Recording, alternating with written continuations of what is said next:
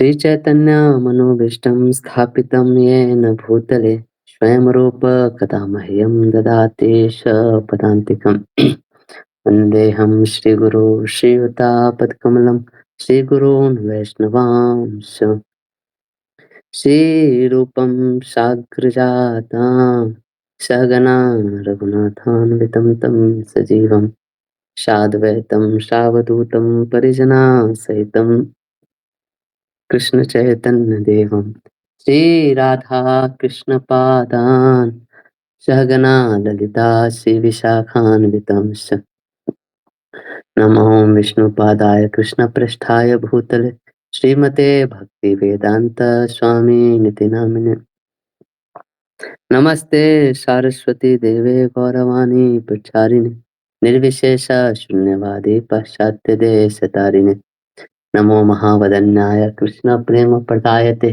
कृष्णाय कृष्ण चैतन्य नामिने गौरतुसे नमः। हे कृष्ण करुणा सिंधु दीनबंधो जगतपते गोपेश गोपिका कांत राधा कांत नमस्तुते। तप्त कांचन गौरांगी श्री राधे वृंदावनेश्वरी वृषभानुश्रुते देवी प्रणमामि हरिप्रिये। वाञ्छाकल्पतरुभ्यश्च कृपा सिन्धुभ्यैव च पतितानां पावनेभ्यो वैष्णवेभ्यो नमो नमः। जय श्री कृष्ण चैतन्य प्रभु नित्यानंद श्री अद्वैत गदाधर श्रीवासादि गौर भक्तवृंद। हरे कृष्ण कृष्ण कृष्ण हरे हरे हरे राम राम राम हरे हरे। हरे कृष्णा, आप सभी का स्वागत है भगवत गीता कक्षा में। तो हम लोग तीसरा अध्याय देख रहे थे कर्मयोग। उसमें कल हमने छठे श्लोक तक देखा था, आज सातवां से चालू करेंगे। तो तीसरे अध्याय के शुरू में अर्जुन भगवान से एक प्रश्न पूछते हैं कि कौन सा अच्छा है ना, रिनंसिएशन अच्छा है या कर्म करना अच्छा है ना। और इसके बारे में हमने डिटेल में क्यों अर्जुन के अंदर ये डाउट आया, प्रश्न आया, क्योंकि भगवान ने जो दूसरे अध्याय में बोला वो उसको मतलब कंफ्यूजन क्रिएट हो गया है ना, कि सन्यास तो ज्यादा अच्छा है, फिर भगवान हमें कर्म करने के लिए क्यों कर रहे हैं। उसी प्रश्न के उत्तर में भगवान बोलना चालू करते हैं तीसरे श्लोक से। तो तीसरे श्लोक से 9वें श्लोक तक एक थीम चल रहा है ना। इसमें भगवान ये बोल रहे हैं कि मिथ्या रिनंसिएशन को क्या बोलेंगे हिंदी में, मिथ्या वैरागी होने से ज्यादा अच्छा है बुद्धि योगा। यानी कि बुद्धि योगा मतलब प्रभुपाद इसको बुद्धि योगा लिखते हैं। बुद्धि योगा का मतलब यहाँ पे ये है कि निष्काम कर्म योग इन कृष्णा कॉन्शियसनेस बोलने का मतलब है ना। जहाँ पे भी बुद्धि योग बोला जा रहा है ना, इसका मतलब ये है। तो इसी क्रम में हमने छठे श्लोक तक देखा था। आज हम लोग सातवां श्लोक देखेंगे। छठे में हमने ये भी देखा था कि कल एक कल कुछ लोग नहीं थे, इसीलिए थोड़ा आज उनको समझने में दिक्कत होगा। क्योंकि कल बहुत डिटेल में हमने एक बारीकी में एक चीज को देखा था है ना। तो उसमें ये हमने देखा था कि तीनों जो होता है, ज्ञान योग, अष्टांग योग, भक्ति योग, कैसे भक्ति योग जो है बहुत आसान है ना। भक्ति का एक स्टैंडर्ड होता है ना। एक स्पिरिचुअल स्टैंडर्ड होता है और एक धार्मिक स्टैंडर्ड होता है ना। तो एटलीस्ट अगर हम स्पिरिचुअल स्टैंडर्ड फॉलो नहीं कर पा रहे हैं तो हमें धार्मिक स्टैंडर्ड फॉलो करना चाहिए है ना। जो कि धार्मिक स्टैंडर्ड फॉलो करने से हमारी चेतना धीरे धीरे ऊपर उठती है, एटलीस्ट चेतना का तो विकास होता है ना। हम एटलीस्ट पशु जीवन पे नहीं जाना चाहिए है ना। तो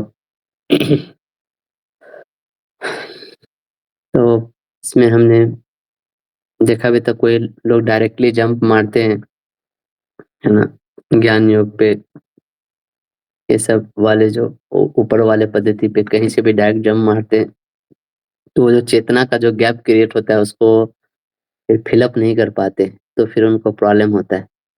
तो फिलअप करने के लिए बहुत जरूरी है कि हम अपने धर्म पे टिके रहें है ना? उसको पालन करें, वैदिक नियमों का पालन करें बेसिकली, है ना? तो मोटा-मोटी उसको 3 लाइन में हम लोग डिफाइन किए। Importance of Vedic teachings in life हमारे क्या था? दूसरा ये था कि not all Vedic teachings are spiritual, है ना? And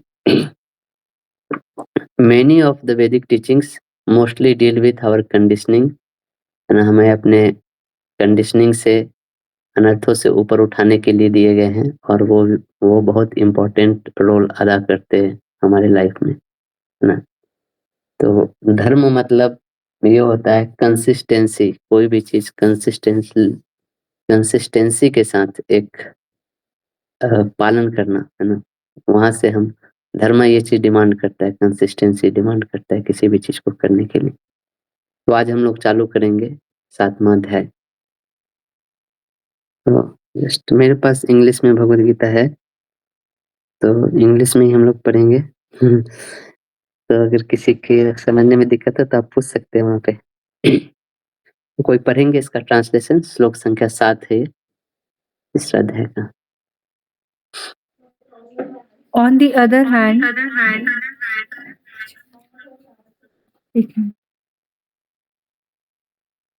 Yeah. on the other hand, if a sincere person tries to control the active senses by the mind and begins karma yoga in Krishna consciousness without attachment, he is by far superior. तो कौन ज़्यादा superior है ये बताया जा रहा है ना, जो कर्म योग कर रहा है कृष्णा कॉन्शियसनेस में, है ना? है ना? या फिर जो सन्यासी होके, या फिर जो अ, आश्रम ज्वाइन करके यही सोच रहा है है ना? कि कहाँ से चाउमीन पास्ता मिलेगा खाने के लिए, या क्या कहाँ मेरा अच्छे कपड़ा, कहाँ मेरा रूम, अच्छे रूम मिलेगा रहने के लिए, ना इन सब चीज़ों से आसक्त है ना? आम मिलेगा कि नहीं खाने के लिए, है ना? मैंने देखा है सही में ये सब चीज़ें, ऐसे मेंटालिटी के होते हैं भक्तों में, है ना? जिस दिन अ, अच्छा प्रसाद रहता है, लोग बहुत 10 मिनट पहले से ही लाइन में आ जाते हैं। ना, और वो जितना खाते नहीं है, उसके बाद जो रख सकते हैं वो अपने प्लेट में रख के फिर वापस अपने रूम में लेके आते हैं कि रात में भी यही खाएँगे। है ना? तो तो कौन ज़्यादा अच्छा है, यहाँ पे भगवान ने कंपेयर करके बताना चाह रहे हैं ना। तो जो कर्म योग कर रहा है ना कृष्णा कॉन्शियसनेस में, वो समझता है कि चलो ये सन्यासी का लेवल बहुत ऊँचा है हमारे लिए, हम जिस लेवल पे हैं वहाँ रह के अपने दायित्वों का निर्वाह करते हैं, है ना? ये अच्छा आगे पढ़िए 8वाँ। Perform your prescribed duty, for doing so is better than not working. One cannot even maintain one's physical body without work. तो बिना काम किए कोई दुनिया में रह ही नहीं सकता है। हर व्यक्ति को कुछ न कुछ कर्म करना ही है ना? हमने ये देखा है पहले, बिना कर्म के कोई नहीं रह सकता। भगवान ने ऐसा सिस्टम ही बनाया है कि जीने के लिए आदमी को कर्म करना ही पड़ेगा। कभी ऐसा नहीं होगा कि हम बैठ के सिर्फ़ अपना जप करें और बाकी सारी चीज़ें हमारे लिए अरेंज हो जाएगी। है ना? भगवान ऐसा बनाए नहीं। तो वो कुछ नहीं करना भी एक एक कर्म में आ जाता है हमारे लिए, मतलब बहुत सारे पाप कर्म हो इकट्ठा हो जाते हैं, है ना? तो कर्म करना ही है ना? तो कर्म का निर्वाह ऐसे करें, है ना? कि हम वैदिक धर्म के अनुसार करें तो हम धीरे-धीरे ऊपर भी उठेंगे, है ना? तो एक लाइन में बेसिकली यही कह रहे हैं भगवान यहाँ पे कि वर्णाश्रम धर्म का पालन करें, है ना? यहाँ पे ठीक है आगे। Work done as a sacrifice for Vishnu has to be performed. Otherwise, work causes bondage in this material world. Therefore, O son of Kunti, perform your prescribed duties for his satisfaction, and in that way you will always remain free from bondage. तो ये वाला जो ladder था,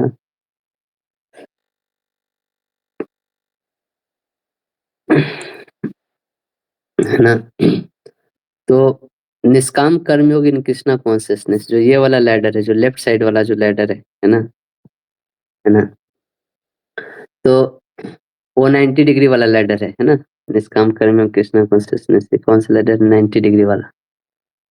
तो वो कर्म में बांध नहीं रहा है ना, है ना। बाकी जो भी ये जो लेफ्ट साइड में जो देख रहे हैं, यहाँ से लेकर निष्काम कर्मयोग तक, पशु जीवन से लेकर निष्काम कर्म तक, कहीं भी हम कर रहे हैं तो कर्म को बांध रहे हैं। तो यही बोल रहे कि sacrifice is done for Krishna और sacrifice is done for Vishnu doesn't causes bondage, otherwise जो भी कर्म है इस दुनिया में हमें बांध के ही रखते हैं, है ना। तो इसीलिए जरूरी है एक्चुअली कि कर्म को हम बहुत ही वैदिक तरीके से करें, है ना। मैं बार बार इस पॉइंट को फोकस कर रहा हूँ क्योंकि ये बहुत इम्पोर्टेंट है। वो हमें समहाउ गिरने नहीं देता है, हमें बचा के रखता है, मतलब बहुत एक एक सेफ्टी नेट है ना। जैसे मैं ये एक सच्ची घटना है मैं जो बता रहा हूँ, मैं यहाँ पे नाम नहीं लूंगा क्योंकि इस्कॉन के एक सन्यासी हैं, वो अभी भी हैं सन्यासी, और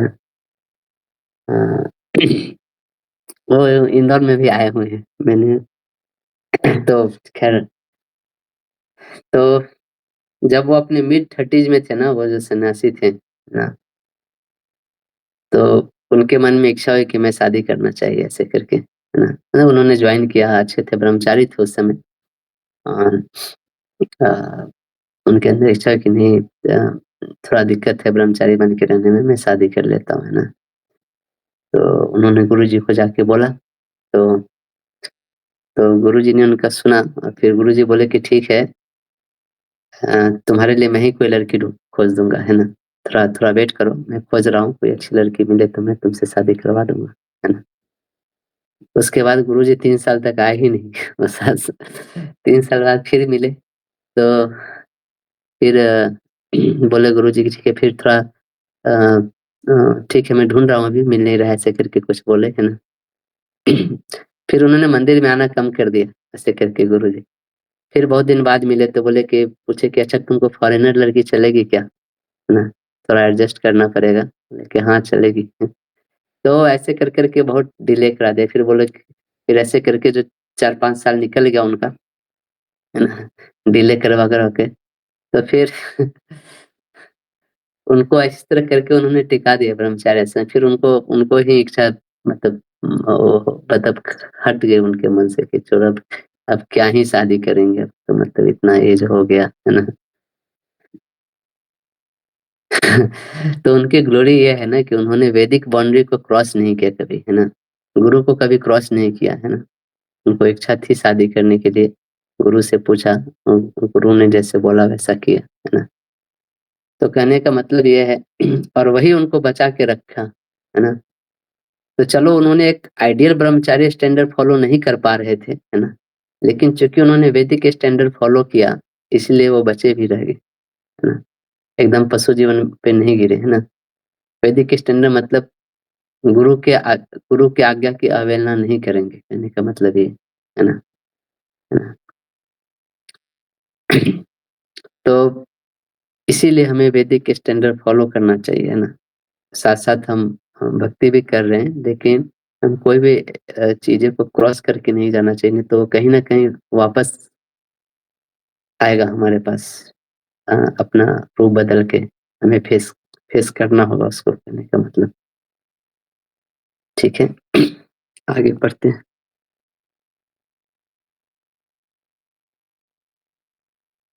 आगे बढ़िए। In the beginning of creation, the Lord of all creatures sent forth generations of men and demigods, along with sacrifices for Vishnu, and blessed them by saying, be thou happy by this yajna, because its performance will bestow upon you everything desirable for living happily and achieving liberation. हाँ, तो यहाँ से जो theme चालू हो रहा है ना, श्लोक संख्या 10 से 16 तक आगे के जो श्लोक आने वाले, ये है कि कर्म कांड से कर्म योग तक कैसे जाना है, उठना है ना? ऐसे करके। तो भगवान यही बोल रहे हैं कि भगवान ने एक सिस्टम बनाया है ना, जितने भी जीव को इस संसार में भेजे हैं, है ना? ये मैन हो या डेमीगॉड हो, एक सैक्रिफाइस का सिस्टम बना है, सैक्रिफाइस फॉर विष्णु, है ना? तो बोले कि अगर तुमको हैप्पीली रहना है, सुखी से रहना है संसार में, तो हर कोई को सैक्रिफाइस करना पड़ता है ना? तो भगवान को प्लीज करना है ना? तो तुरंत जैसे ही वो भावना आ जाती है ना मन में कि हमको भगवान को प्लीज करना है, तो व्यक्ति वो तुरंत कर्म कांड से वो कर्म योग में प्रवेश कर जाता है ना? योग वाला चीज वहां से चालू हो जाती है ना? मतलब एक उसको लक्ष्य मिल गया है ना, गोल। गोल जिसको हम लोग लिखते थे ना, तो क्या गोल हो गया कि भगवान को प्रसन्न करना है ना? तो पशु जीवन था, उसके ऊपर कर्म कांड था, और जैसे ही उसके ऊपर वो जोड़ देता है कि चलो जो कुछ भी हम कर रहे हैं भगवान के प्रसन्नता के लिए करेंगे ना, भगवान को जोड़ के करेंगे, तो वो फिर वो सैक्रिफाइस में काउंट होने लगता है ना, वो चीजें ना योग पद्धति बन जाती है, कहने का मतलब। ठीक है, आगे पढ़िए। The demigods, being pleased by sacrifices, will also please you. And thus, by cooperation between men and demigods, prosperity will reign for all. तो सबके लिए प्रॉस्पेरिटी होगी, है ना? है ना? जब हम अ, इस सिस्टम को फॉलो करेंगे, है ना, डेमीगॉड को भी हम लोग अ, अ, जो डेमीगॉड के लिए भी सैक्रिफाइस करेंगे, तो उससे डेमीगॉड प्रसन्न, और जब डेमीगॉड प्रसन्न होंगे, तो वो भी हमारे प्रॉस्पेरिटी का ध्यान रखेंगे, है ना? कभी-कभी हम लोग बहुत जब हम कृष्ण का भक्ति करते हैं, तो डेमीगॉड को बहुत नकारात्मक और हीन भावना से देखते हैं, जो कि गलत है ना? ये कैसा है कि एक अनमैच्योर बिहेवियर दिखाता है हमारे लिए, है ना? नहीं, डेमीगॉड का जो पोजीशन है, उनको उनका जो अधिकार है, उनका जो सम्मान है, हमें ज़रूर देना चाहिए। वो हमसे बहुत ऊँचे हैं। हम जिस जिस धर्म का पालन करने में इतना हमें दिक्कत हो रहा है ना, वो जो कोई आदमी 100 बार वर्णाश्रम धर्म का पूरा परफेक्टली पालन करता है ना, वो उसका पुण्य होता है स्वर्ग में जाने का। सोचिए वो जो है कितना ऊपर है हमसे। तो उनको वो सम्मान देना चाहिए हमें, है ना? क्योंकि उन्होंने वो करके वहाँ तक पहुँचे। तो लोग डेमीगॉड को बहुत ऐसे नकार देते हैं, लेकिन वही लोग, है ना, पुलिस को सलामी ठोकते हैं, है ना? Yes sir, yes boss. Police station में जाके उनके पैर पड़ते हैं। लेकिन ये क्या है? ये नॉन वैदिक है ना? फिर क्या होती है? गोलियाँ चलती है ना? फिर अनर्थस लोगों के बाहर आने लगते हैं, है ना? और वही आप वैदिक तरीके से करेंगे तो सुखी रहेंगे, है ना? भगवान यही बोल रहे हैं। वैदिक तरीका क्या है कि जिसका जो पोजीशन है उसके अनुसार उसको इज्जत दीजिए, है ना? तो प्रॉस्पेरिटी अपने आप, धन धान्य संपन्न सब कुछ अपने आप बढ़ेगा। आगे बढ़िए। In charge of the various necessities of life, the demigods, being satisfied by the performance of yajna, will supply all necessities to you. But he who enjoys such gifts without offering them to the demigods, in return is certainly a thief. हम्म। ठीक है, आप लोग इस चीज को connect कर पा रहे हो ना, मैं जो बोल रहा हूँ? क्योंकि इसमें मैं ज्यादा कंसेप्ट नहीं कवर कर रहा हूँ, लेकिन मैं होप कर रहा हूँ कि आप लोग समझ पा रहे हो। एक एक एक दूरदृष्टि से इस चीज को देखोगे तो आप समझ पाओगे, है ना? सिर्फ आप अपने अपने हिसाब से सोचोगे तो नहीं समझ पाओगे कि अरे डेमीगॉड की पूजा करने से प्रॉस्पेरिटी कैसे आ जाएगी। भगवान वो चक्र भी आगे समझाएंगे। हमें लॉन्ग रन में देखना चाहिए, हमारा जो लाइफ है करोड़ों जन्मों से कैसे चल रहा है, और कैसे हम इस सिस्टम को फॉलो करके हम अपने आप की चेतना को ऊपर उठा सकते हैं ना। इस हिसाब से इन सब श्लोकों को देखिए, है ना? जैसे मान लीजिए जैसे मान लीजिए कोई भगवान को नहीं भी मानता है ना, है ना? बहुत जल्दी लोगों की श्रद्धा नहीं होती किसी को सरेंडर करना और किसी को प्रेम करना, ये सब चीजें बहुत हाई लेवल की चीजें हो जाती है। तो बहुत कोई चैलेंज करते हैं, भगवान को नहीं मानते, है ना? लेकिन चलो भगवान को नहीं मानते, लेकिन तुम अगर चलो अग्नि को साक्षी मान कर विवाह करेंगे, है ना? फिर क्या होगा, है ना? वो एक वैदिक धर्म का तो पालन कर सकते हैं ना, इसमें शादी करने के लिए भगवान को मानने या ना मानने की तो ज़रूरत नहीं है ना? तो इससे भी उनका विकास होगा, कहने का मतलब, है ना? है ना? और लिव इन में रहेंगे तो क्या होगा, फिर चेतना गिर जाएगी, है ना? तो एक पॉइंट यहाँ पे बार-बार यही हिट रहा है कि नॉन वैदिक तरीके से कुछ भी करेंगे तो चेतना गिर ही जाएगी, ये गारंटी है। ना, क्योंकि इतना जो वैदिक नियम बताए गए ना जितने भी, ये बहुत ही ये परफेक्ट व्यक्ति के द्वारा दिया गया है। कृष्ण से परफेक्ट, कृष्ण सब दोषों के ऊपर है। उसमें हम अपने तरीके से लगा के सोचेंगे कि क्या ये सब नियम कानून है, ये सब चीज़ करने से क्या ही होता है लाइफ में। नहीं, वो एकदम उसको आप कहीं पे भी थोड़ा भी उस नियम का अवहेलना करें, आपको उसका इफ़ेक्ट समाज में तुरंत दिखेगा, है ना? तो जो सबसे अच्छा जो हो सकता है जीव के लिए, वो नियम दिया गया है वेदों में, है ना? इसीलिए हमें उससे स्टिक होना चाहिए, वो हमें अच्छा लगे या अच्छा ना लगे, है ना? तो हमारी चेतना बहुत नीचे होगी तो हमें वो सब चीज़ पालन करना अच्छा नहीं भी लग सकता है ना? तो ये है। आगे 13 number. The devotees of the Lord are released from all kinds of sins because they eat food which is offered first for sacrifice. Others who prepare food for personal sense enjoyment verily eat only sin. हुँ, ऐसा होता है ना, पहले लोग सोचते हैं कर्म कांड करेंगे और फिर मज़े में रहेंगे, है ना? हाँ, फिर सोचा भगवान के लिए करेंगे तो फिर कर्म योग में प्रवेश कर गए, है ना? यही चीज़ है ना? इस चीज़ को और आगे हम आएँगे 1-2 श्लोक बाद इसको डिटेल में कंक्लूड करेंगे, है ना? आगे पढ़िए 14। All living bodies subsist on food grains, which are produced from rains. Rains are produced by performance of yagna, and yagna is born of prescribed duties. हुँ, तो हेवेनली लाइफ, है ना, धर्म के पालन करने से बनता है। याद है शुरू के क्लास में मैं पढ़ाया था चैप्टर 2 में, एक हेवेनली लाइफ है और एक नरकीय जीवन है, स्वर्गीय जीवन है, और जीवन में सुख कैसे मिलता है तो धर्म के पालन करने से सुख मिलता है ना? वो जो बहुत सारे पॉइंट लिख के हमने बताए थे, एक एक्स एक्सिस पे एक नेगेटिव साइड जा रहा था, एक पॉजिटिव साइड जा रहा था ना? तो यहाँ पे बेसिकली वही कर रहे हैं कि धर्म के पालन करने से ही सब कुछ होगा, और उसका एक साइकिल है जो भगवान समझा रहे, है ना? इस चीज़ पे आप मनन करोगे तो आपको समझ में आएगा कि यही साइकिल हमारे जीवन में भी चल रहा है ना? हम डिपेंडेंट है फूड पे, बिना खाना खाए कोई जीव रह नहीं सकता।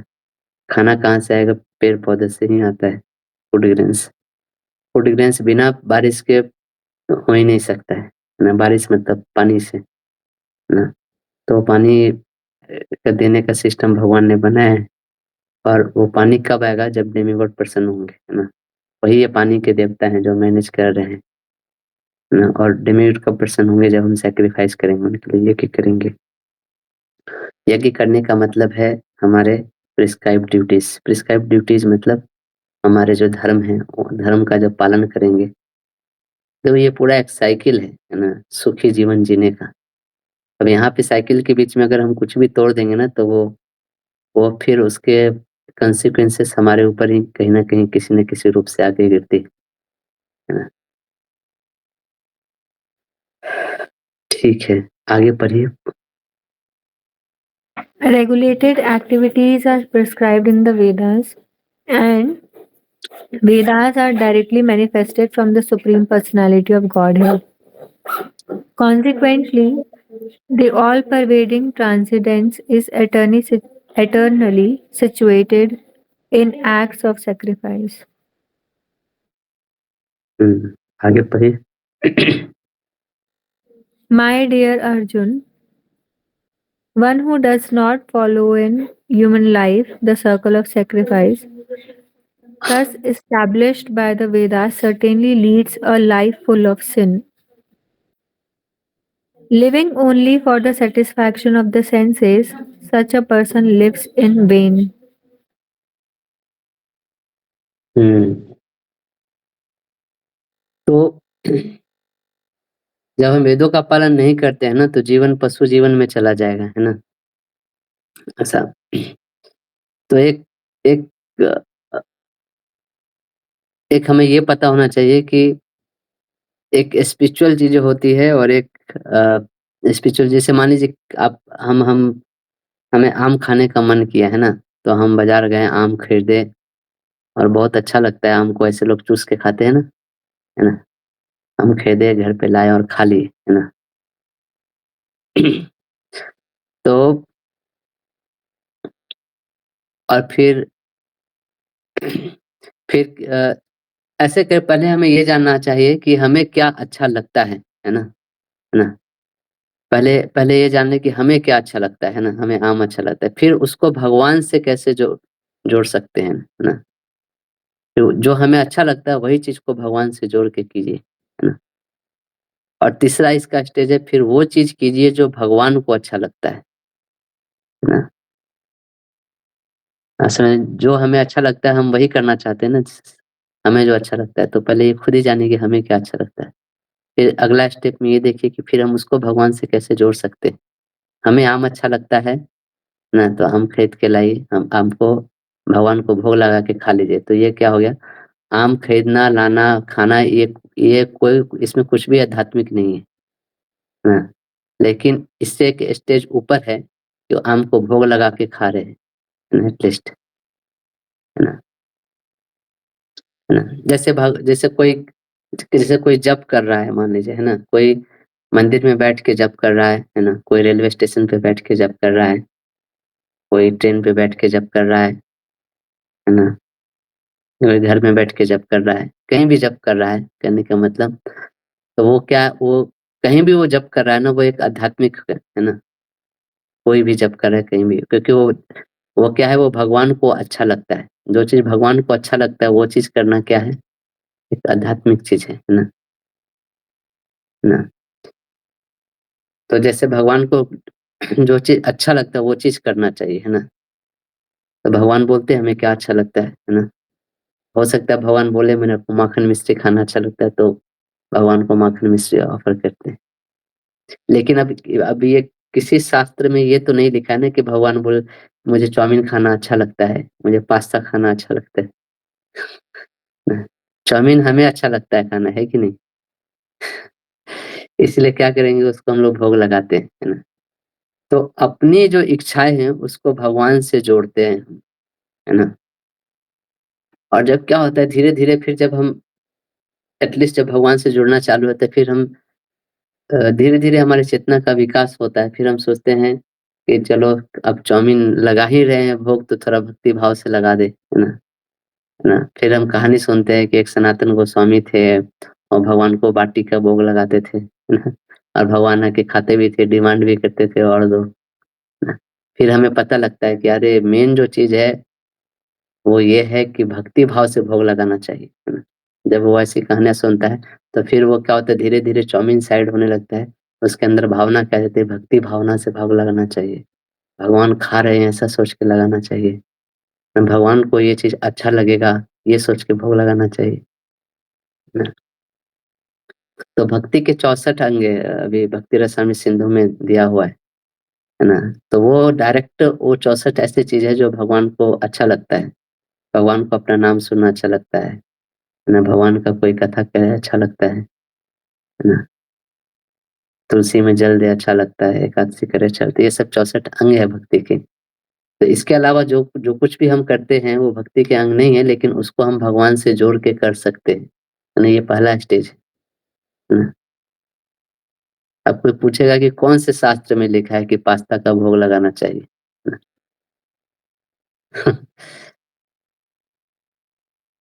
है ना? तो ऐसी चीज़ें हैं, तो ऐसे स्टेप बाय स्टेप जाना चाहिए। हम बहुत उग्र करेंगे ना, एक चीज़ जो एकदम उग्र होते हैं ना, वो भी भक्त नहीं बन पाते, है ना? वो फिर आगे चल के नागा बाबा जैसे लोग बनते हैं। और एक दूसरे कैटेगरी के लोग होते हैं जो बहुत भोगी भोगी टाइप के होते हैं ना, जैसे सलमान खान टाइप के लोग, वो भी भक्त नहीं बन सकते। तो भक्ति योगी जो भक्ति जो भक्ति वो है जो वो कार्य करना जो भगवान को अच्छा लगता है ना? कर्म योग क्या है? हमें जो अच्छा लगता है उसे भगवान से कनेक्ट करना। अब दोनों के डिफरेंशिएशन को समझ पा रहे हैं ना? है ना? भक्ति वो है जो भगवान को अच्छा लगे वो करे, और कर्म योग वो है जो हमें अच्छा लगता है वो करे, लेकिन उसको भगवान से कनेक्ट करके करे, है ना? हमें चाउमीन खाना अच्छा लगता है इसलिए हम चाउमीन घर पे बनाएँगे और भगवान को प्रेम से भोग लगाएँगे और उसे खाएँगे। तो ये कर्म योगी वाला चेतना है ना? भक्ति योगी वाला क्या चेतना है? अरे भगवान को स जब भगवान सुबह सो के उठते थे, जो यशोदा मैया उनको दूध पिलाती थी, यानी कि भगवान को सुबह उठ के दूध पीना बहुत अच्छा लगता होगा, क्योंकि वो तो उनकी माँ थी ना, वो तो उनके हर चीज़ को समझ रही है, उनकी सारी भावनाओं को, है ना? इस भावना से भगवान को पिलाना कि भगवान को दूध पीना अच्छा लगता है और वो दूध अच्छा लगता है, तो उस दूध के लिए मैं इंतज़ाम करूँगा, चाहे कहीं मिले या ना मिले, हम खोज के लाएँगे। हमें 5 किलोमीटर चल के भी जाना पड़े, लेकिन वो लेके आएँगे, क्योंकि भगवान को सुबह दूध पीना अच्छा लगता है। तो ये जो चेतना ने भगवान की प्रसन्नता के लिए अपना जीवन जीना, 5 किलोमीटर जाना, दूध लेके आना और सुबह भगवान को भोग लगाना, ये भक्ति योगी वाली चेतना हो। लेकिन ये सोचना कि अरे!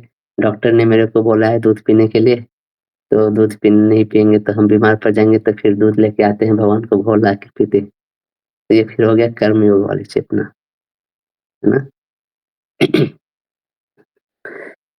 तो सॉरी, हम लोग क्या श्लोक कहाँ था, हम लोग कहाँ चले गए? तो साइकिल ऑफ सैक्रिफाइस है ना, established by Vedas leads a life full of sin, है ना? One who does not follow living only for the satisfaction such a person lives in vain. तो ऐसा पर्सन जो ये चीज़ों को फॉलो नहीं करता है, वो निरर्थक ही जी रहा है, सिर्फ अपना श्रम एव ही केवलम जिसको बोलते हैं, है ना? कुछ फायदा नहीं है उसको, है ना? ना। तो सैक्रिफाइस का एक अर्थ हमें समझना चाहिए क्या होता है ना, यहाँ पे जैसे ये सब चीज़ें मैं किया हूँ, थोड़ा-थोड़ा मैं रिवीजन भी ले रहा हूँ, क्योंकि बहुत लंबा गैप हो गया था, है ना? जैसे आप एक हम लोग जैसे मम्मी बोलते हैं ना, मम्मी का पर्यायवाची शब्द क्या होता है ना? मम्मी का पर्यायवाची शब्द, अब संस्कृत के शब्द ऐसे होते हैं ना, संस्कृत के शब्द इसलिए जानने चाहिए क्योंकि वो शब्द ही वो डिफाइन करते हैं धर्म को, है ना?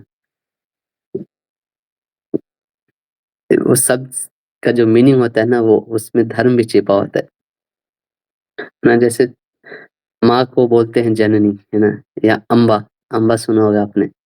अम्बा मतलब अम्बा उसको बोलते हैं जो जो भरण-पोषण करने वाली हो ना, उसको अम्बा बोलते हैं, या जननी जो जन्म देती है ना, उसको बोलते हैं, है ना? तो आदमी हर चीज़ में सैक्रिफाइस करता है ना? तो एक एक किसी को जन्म देना ये भी एक सैक्रिफाइस है, समझिए उसमें भी बहुत लेबर पेन से गुज़रना पड़ता है ना? और कोई बोले कि चलो हम ये क्या ही पालन नहीं करेंगे, अबॉर्शन करा लेते हैं, है ना? तो अबॉर्शन करने के लिए भी सैक्रिफाइस लगता है ना।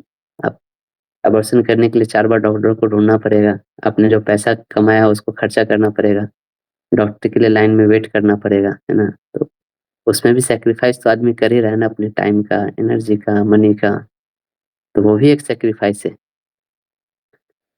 लेकिन इस दोनों सैक्रिफाइस में वैदिक कौन-सा है? बच्चे को जन्म देना, है ना, जननी, या फिर अबॉर्शन कराना, है ना? तो तपस्या तो हर चीज़ में है, लेकिन जो वैदिक जो तपस्या है वो करेंगे तो वो हमारी चेतना को धीरे-धीरे ऊपर उठाएगा, है ना? बच्चे को जन्म देना, उसको पालना, वो भी एक तपस्या है ना? और अबॉर्शन कर देंगे तो वो क्या है, हमें हमें अधोगति कराएगा धीरे-धीरे। जैसे कुटुम्ब होता है ना? कुटुम्ब बोलते हैं ना, कुटुम्ब का पालन करना चाहिए। कुटुम्ब मतलब कुटुम्ब, है ना? अम्म मतलब होता है भरण-पोषण करना, जो कुटुम्ब उसको बोलते हैं जिसका हमें पूर्ण रूप से भी अगर भरण-पोषण करना पड़े, है ना? है ना? जिस परिवार को, है ना? जैसे चोरी करके भी, है ना? चोरी करके भी परिवार का पालन किया, है ना? तो उसको पाप और पुण्य दोनों लगता है ना? पुण्य इसलिए लगा कि उसने भरण-पोषण किया, एक बहुत पुण्य का काम किया, कुटुंब, और पाप इसलिए लगा कि उसने चोरी भी किया, है ना? है ना? तो तो इसमें एक वैदिक तरीका भी था, नॉन वैदिक तरीका, दोनों मिक्स था, लेकिन सिर्फ़ वो वैदिक तरीके से करे, है ना? अपने परिवार का भरण-पोषण करे, अपने प्रिस्क्राइब्ड जो ड्यूटीज़ है उसके अनुसार करे, तो वो उसकी चेतना को ऊपर उठाएगा, है ना? जैसे अजामिल था, अजामिल भी अपने परिवार का भरण-पोषण कर रहा था, एक वैश्य को लेके आया था और वैश्य के बच्चों को पालता था वो, है ना? और उसके लिए क्या करता था? तो दूसरे के घर में जाके चोरी करता था, डकैती करता था, बच्चा अगवा करके रखता था, ना किसी का बच्चा उठा के ले आया, उससे डिमांड करता था पैसा दो, है ना? और झूठ बोलना, धमकी देना, यही सब चीज़ करके वो भरण-पोषण करता था, उस वैश्या के बच्चे का, है ना? तो कुटुंब का पालन तो वो भी कर रहा था, लेकिन नॉन वैदिक तरीके से कर रहा था, इसलिए उसकी चेतना गिरती गई, गिरती गई, गिरती गई, बहुत नीचे तक। अजामिल बहुत श्रेष्ठ ब्राह्मण में गिना जाता था। आप पढ़ोगे भागवत में आएगा। मतलब ब्राह्मणों में भी श्रेष्ठ कान कानकुज ब्राह्मण में वो गिना जाता। कानकुज ब्राह्मण बहुत ही श्रेष्ठ माने जाते थे, है ना? मतलब वो लोग बहुत साफ-सफाई से रहने वाले, बहुत विधि का पालन करने वाले ऐसे। और वो कहाँ से कहाँ चले, क्योंकि उसने जो वैदिक लेटर था ना उसको छोड़ दिया था। ना? उसकी अधोगति पशु जीवन में सीधे जाके गिर गया वो। ना?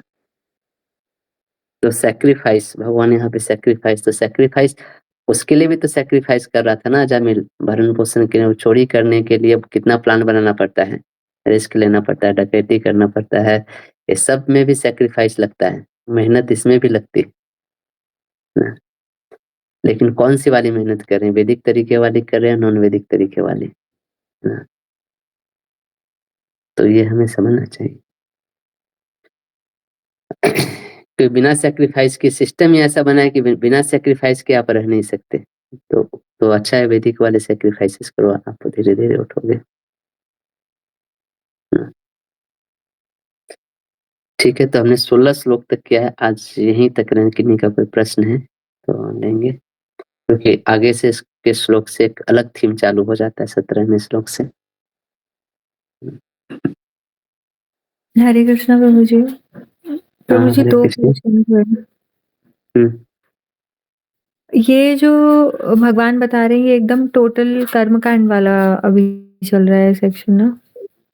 हाँ, ये जो सेक्शन है ना 10 से 16 तक, ये भगवान हुँ, कर्म कांड से कर्म योग की तरफ लेके जा रहे हैं अर्जुन को, है ना? पहले बताया ना कि अगर हैप्पीली रहना है तो तुमको ये सब चीज़ें हुँ, करना पड़ेगा कर्म कांड, फिर धीरे-धीरे उनको कर्म योग की तरफ उठा के ले गए, है ना? तो एक अच्छे टीचर की पहचान होती है ना, शिक्षक की पहचान होती है। जैसे जैसे आप किसी बच्चे से बात करते हो ना, तो बच्चे के लेवल पे जाके बात करते हो। लेकिन हुँ, धीरे-धीरे आप बच्चे नहीं बन जाते हो, बल्कि बच्चे को आप अपने लेवल तक लेके आते हो, है ना? उसकी तरह हुँ, बात कर के उसको फिर धीरे-धीरे उठाते हो। तो कृष्ण भी यहाँ पे एक टीचर की तरह हैं। तो पहले अर्जुन के लेवल पे जाके बातें करते हैं और फिर उसको धीरे-धीरे कर्म कांड से कैसे कर्मयोग की तरफ लाया जाए ये बोलते हैं। तो भगवान बोलते हैं ठीक है, तुम जीने के लिए तो कुछ न कुछ तो करना ही पड़ेगा, है ना? हर कोई कर्म कर रहा है।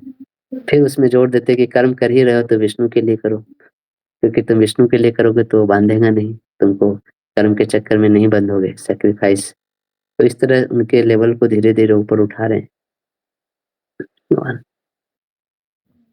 प्रभु जी, एक और हुँ, क्वेश्चन था कि जैसे इसमें यज्ञ करने की बात आ रही थी, हुँ, सैक्रिफाइसेस, हुँ, हुँ, तो वो भगवान उसमें डेमिगॉड्स के लिए यज्ञ हुँ, करने का बोल रहे थे। हुँ, हुँ, हुँ, पर मतलब वो बोल रहे थे कि आप यज्ञ करोगे तो वो आपको सारा कुछ प्रोवाइड करेंगे जो डेमिगॉड्स हैं।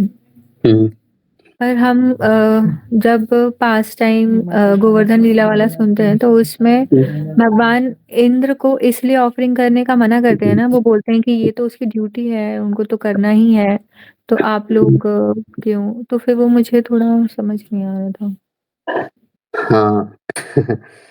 तो भगवान जब ऐसी लीलाएँ करते हैं ना कि क्यों उनको ये नहीं करना चाहिए, क्यों डेमीगॉड को मानना अपने आप में खराब नहीं, लेकिन डेमीगॉड को बिना भगवान के कनेक्शन में देखना, ये ये एक अज्ञान है ना? भगवान इस अज्ञान को खत्म करना चाहते हैं, है ना?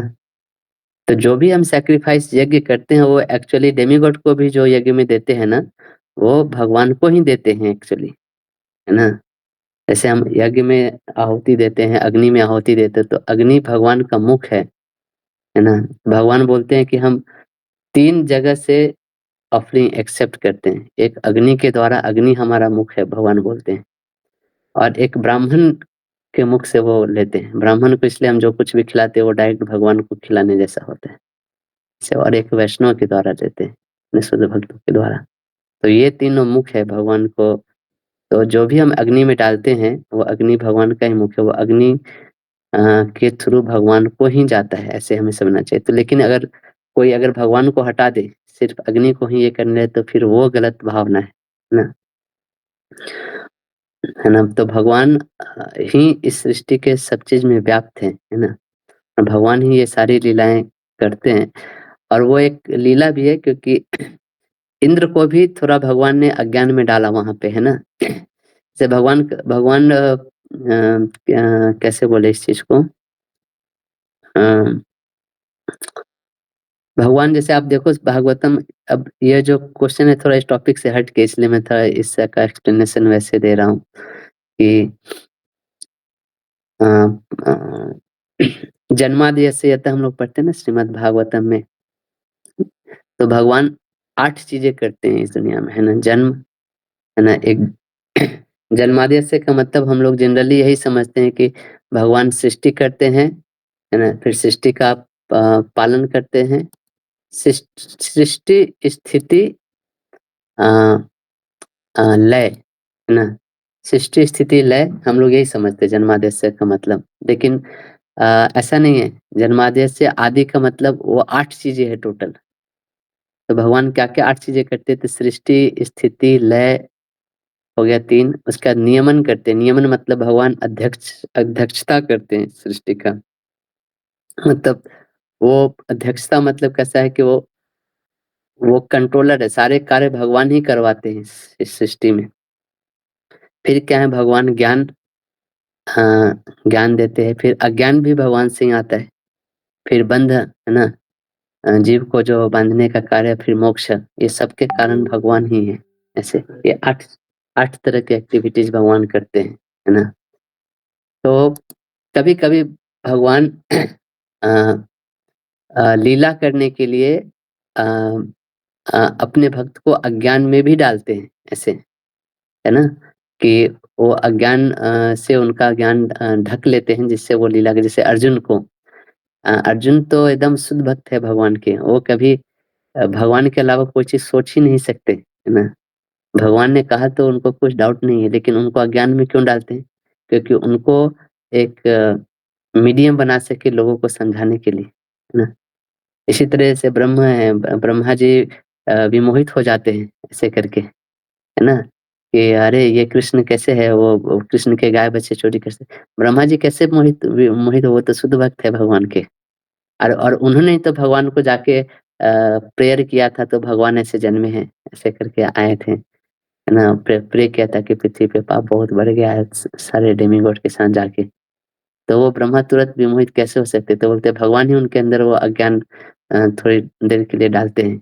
ये दिखाने के लिए कि ब्रह्मा जैसे जो सब सर्वश्रेष्ठ जो जीव है, वो भी माया शक्ति से विमोहित हो सकता है।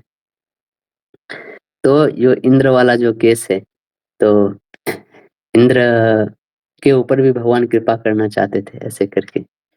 ये एक मतलब आचार्यों का कमेंट्री से मैं बोल रहा हूँ लेकिन लेकिन एसोटेरिक बोल रहा हूँ, लेकिन कहने का मतलब ये है कि यहाँ पे जो भगवान बताना चाह रहे हैं सैक्रिफाइसेस का मतलब, जो आपने जो प्रश्न पूछा है उसमें ये है कि कभी भी डेमीगॉड को भगवान से सेपरेट करके देखने की जो मेंटालिटी है, उसको नकारा जाता है, लेकिन हमें डेमीगॉड को पूर्ण रूप से हमें अ जो नियम है वो पालन करना चाहिए। हम एकदम उस स्तर पे हो गए ना शुद्ध भक्त के स्तर पे, तो हम अ ये कल के क्लास में आ गया एक्चुअली, तो हम कोई-कोई चीज़ें को हटा सकते हैं। जैसे मान लीजिए कोई बोले कि अ कि अरे मैं भगवान जैसे कुछ होता है ना कोई कैसे बोलें? उम, जैसे हम लोग कभी-कभी बहुत ही इमैच्योर तरीके से अपना डिपेंडेंसी भगवान के ऊपर दिखाते हैं, है ना? अरे जो होगा सो देखा जाएगा, भगवान देख लेंगे, ऐसे। लेकिन हम एक्चुअली उस स्तर पे होते नहीं, है ना? है ना? तो हम कल बीमार पड़ते हैं तो तुरंत जाते हैं डॉक्टर के पास दवा लेने, भाई दवा दे दो यार, 2 दिन से बेड पे हूँ, ठीक नहीं हो रहा हूँ। तो हम डॉक्टर के सामने जाके झुक रहे हैं कि नहीं? है ना? अगर हम उस लेवल पे हैं, उतना स्तर पे हैं, तो हम बीमार होने के बाद भी डॉक्टर के पास नहीं जाना चाहिए था, है ना? है ना? हमें भूख लगी तो किचन में नहीं जाना चाहिए था, सोचना चाहिए था, चलो हमारे भाग में होगा, भगवान अरेंज कर देंगे। तो हम जाके कहीं न कहीं अपना सलामी ठोक रहे हैं ना डॉक्टर के पास, वकील के पास, है ना? तो जब हम इस धरती पे इतने छोटे-छोटे लोगों को जब सलामी ठोक रहे हैं और जब डेमिगॉड की बातें आती है तो हम एकदम हाई फिलॉसफी डिस्कस करते हैं कि अरे भगवान तो ऐसे बोले हैं। ऐसे मैं जस्ट ऐसे ही आपके ऊपर नहीं बोल रहा हूँ लेकिन जनरली लोगों की जो मेंटालिटी होती है ऐसी हो जाती है। अरे ये डॉक्टर कुछ भी नहीं है डेमिगॉड के सामने। एक करोड़ों-करोड़ों जन्म भी ये डॉक्टर अगर वर्णाश्रम फॉलो करेगा तब जाके वो डेमिगॉड के बराबर हो सकता है। तो जब हम डॉक्टर को हम नतमस्तक हो जा रहे हैं, इस संसार का एक छोटा-सा जीव है, जिसने थोड़ा ज़्यादा पढ़ाई कर लिया है बस, वो भी भौतिक पढ़ाई कर लिया है। तो डेमिगॉड को तो एकदम सहर्ष दंडवत प्रणाम करना चाहिए। वो बहुत ही ऊँचे लेवल पे हैं, हम लोग से बहुत ऊँचे लेवल पे हैं, है ना? तभी हमें अधिकार है डेमिगॉड को दंडवत प्रणाम नहीं करने का अधिकार तभी है, जब हम एकदम शुद्ध भक्त हैं, है ना? शुद्ध भक्त जब हो जाता है ना तब डेमिगॉड उसको दंडवत करने आते हैं, ऐसा है ना? लेकिन हम लोग अभी उस लेवल पे नहीं है, अगर हम लोग करेंगे तो ये मर्यादा व्यतिक्रम में हो जाएगा ये चीज़ें, है ना? तो कभी-कभी जब हम ऐसे पास टाइम पढ़ते हैं ना तो ये एक शुद्ध भक्ति के लेवल पे ये सब पास टाइम लिखा गया है, ये दिखाने के लिए कि भगवान परम सत्य है, भगवान ही सबसे ऊपर हैं, भगवान ही नियंता है। इन सब चीज़ को दिखाने के लिए ऐसे-ऐसे पास टाइम करते हैं भगवान, है ना? लेकिन हमें अपना लेवल स हमें फॉलो करना चाहिए, है ना? मैं बहुत बार देखा हूँ, अरे! गणेश जी के मंदिर गए, अरे! बधे लोग मुँह घुमा के चले आते हैं। जैसे उनको प्रणाम कर दिया तो मतलब क्या बड़ा अपराध हो गया वैष्णव। ये बहुत ही अनमैच्योर बिहेवियर है, इससे भगवान प्रसन्न नहीं होते, है ना? तो और डेमिगॉड भी प्रसन्न होते हैं, हम अगर अच्छा भक्त बने, तो वो हमें ब्लेसिंग देते हैं और भक्ति के रास्ते से जो हमारे ऑब्स्टेकल्स है उसको भी हटा देते हैं, है ना? प्रभुपाद एक बार लेक्चर दे रहे थे कहीं, तो वहाँ पे बहुत कम लोग आए थे। तो तो जो वो लोग थे थोड़ा डिप्रेस थे लोग सब कि अरे! इतना प्रभुपाद लेक्चर देने आए, बहुत कम लोग आ पाए। तो प्रभुपाद बोलते लेक्चर के बाद, "कौन कहा था कि कम लोग आए हैं? अरे! यहाँ पे क ब्रह्मा जी आके बैठे हुए थे क्लास में मेरे।" ऐसे। ऐसे बोला प्रभुपाद ने। तो जब ऐसे शुद्ध भक्त आते हैं ना संसार में तो उसको ब्रह्मा जी भी दंडवत प्रणाम करने आते हैं, है ना? और ब्रह्मा कौन है जो देवता जो बन रहे हैं ना नॉर्मल जो डेमिगॉड हैं, वो जब 1000 साल तक जब देवता बनने का जब पुण्य हो जाता है तब जाके वो ब्रह्मा के पोस्ट पे जाता है। अब ब्रह्मा के जो ब्रह्मलोक में सिर्फ़ दिन भर निरंतर सब शुद्ध भक्त ही हैं वहाँ पे मतलब वो ने मतलब उसके बाद वो सब वैकुंठ ही जाने वाले हैं ऐसे समझो। उस लेवल पे जो लोग हैं वो ब्रह्मलोक में रहते हैं और सुबह से लेके रात तक सिर्फ़ भागवत कथा चलते रहती है, भगवान की पूजा अर्चना, आराधना यही सब होते रहता है ब्रह्मलोक में और कुछ नहीं। अब वो ब्रह्मा जी आते हैं जब प्रभुपाद जैसे जो शुद्ध भक्त आते हैं दुनिया में तो उनको दंडवत उनका कथा में सुनते हैं। प्रभुपाद क्या कथा दिए थे वहाँ पे? देहिनोऽस्मिन् यथा देहे कौमारं यौवनं जरा तथा देहांतर प्राप्ते तत्र धीरज न मुह्यति। तो ये सुनने आते हैं कि हम शरीर नहीं आत्मा हैं। तो ये शुद्ध भक्त का पावर होता है, ये हमें समझना चाहिए, है ना? वो कोई छोटा-मोटा चीज़ नहीं है भगवान की शुद्ध भक्ति पाना। तो जब ऐसे लोग अगर अगर डेमीगॉड को प्रणाम नहीं भी करते हैं ना, तो भी कुछ प्रॉब्लम नहीं है, लेकिन हमारे लेवल पे हमें पूर्ण रूप से वैदिक नियमों का पालन करना चाहिए, है ना?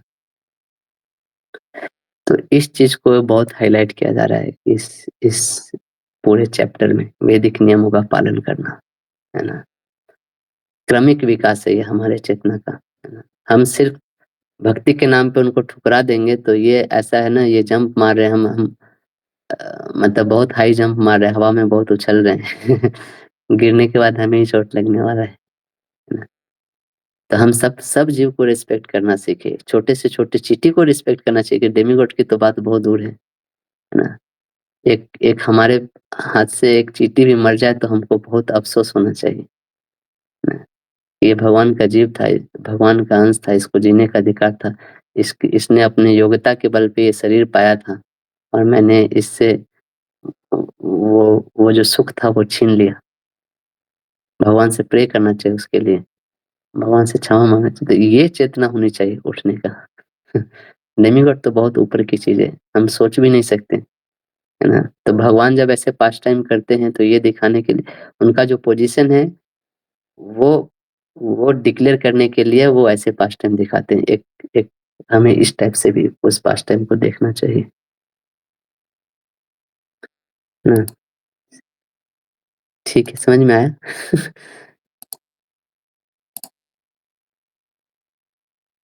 जी प्रभु जी, थैंक यू सो मच। हरे कृष्णा। कृष्णा। ठीक है, तो यहीं एंड करते हैं, आज थोड़ा टाइम से ज़्यादा ही हो गया है ना? फिर कल हम लोग मिलेंगे, है ना? हरि बोल। थैंक यू सो मच प्रभु जी, दंडवत प्रणाम। हरे कृष्णा। हरे कृष्ण, दंडवत प्रणाम।